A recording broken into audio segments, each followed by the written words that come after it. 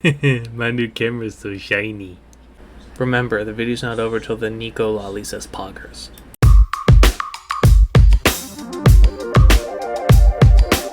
Hey, Evan from Hamidi here, and I got a quick question for you. Did you get the COVID vaccine? Because I did. To answer my friend Sean's point here, or wherever the hell it's gonna be, I have to answer this question in two parts.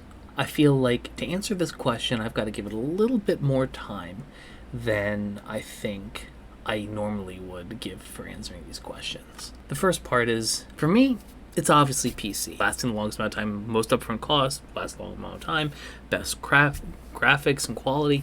I completely agree. I mean, I'm recording this on my PC, this brand new PC that, as my daily driver, is quite good. But to the more pertinent question, what is the best gaming system? Well, it's a cell phone. It's a cell phone.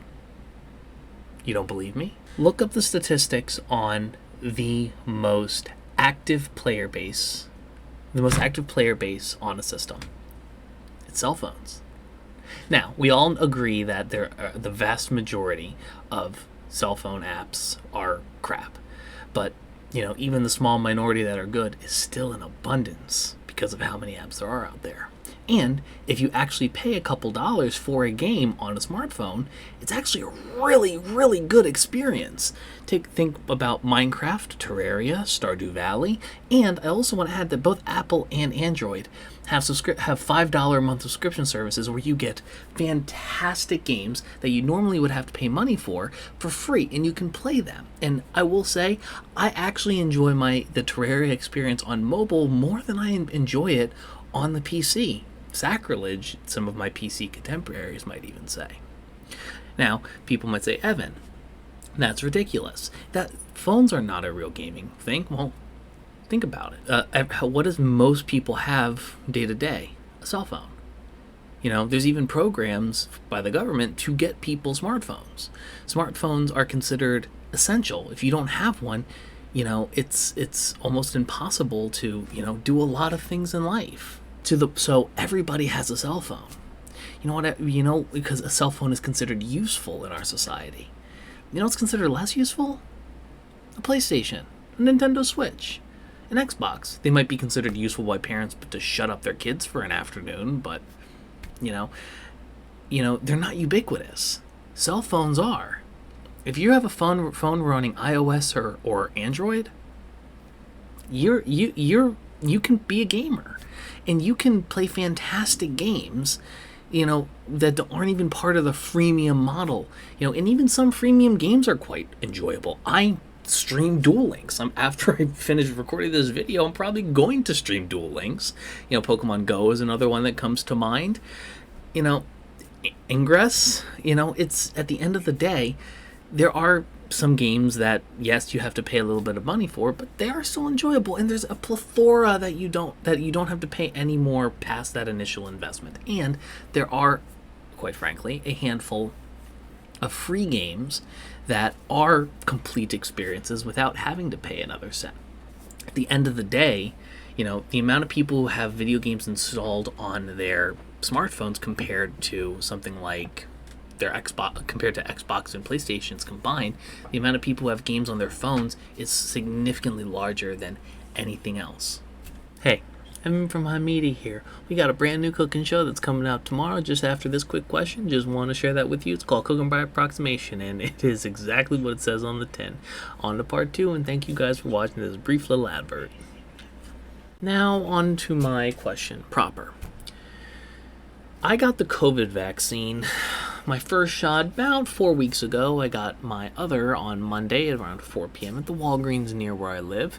And unfortunately, I was laid out for the entirety of Tuesday. I was only able to, at best, work 3 hours for my 9 to 5. Barely able to field any questions from clients over my phone, and I barely left the room. I watched 5 episodes of Lucifer and slept the day away. I could barely keep myself together. I got the Moderna shot. And to be fair, I'm happy I did this. I'm happy I went through that because, I'm in 2 weeks' time, I'll have all the antibodies I need to be healthy, and be able to, not put people I love at the same level of risk. I'll be able to go to my godmother's birthday party and give my grandparents a hug for the first time in 2 years, So at the end of the day, it's a good thing, but a lot of people will tell you a lot of different things. Take a leave, take Tylenol PM before you go to bed. There's a lot of tricks people use, and I've realized that it works for everybody differently. My girlfriend took Tylenol extra strength right after she took the shot. She took Tylenol PM the night before, so she went to bed. She woke up the next day and felt peachy fucking keen. I did everything that she did, and it did not work. At the end of the day, the COVID vaccine is such an important thing, and you really should go get your vaccination. And the question is, have you gotten it? Why haven't you? And what justification do you have for not going to go get it? I'm interested.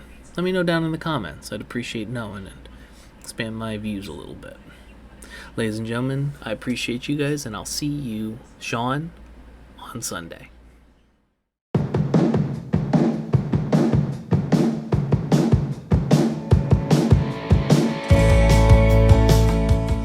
Hey, thanks for watching. Quick question, you filthy animals. Appreciate you guys' time. If you want to go support the show in any capacity, please consider subscribing to my boy PT Sean right here. Give him money in some capacity because he deserves it and he works hard. As for me, you can also join my Patreon, which in the previous screen you saw, that you can be in the end credits of every single one of my videos, not just a quick question. Ladies and gentlemen, please like, subscribe, follow, and I appreciate you, and I'll see you guys next time.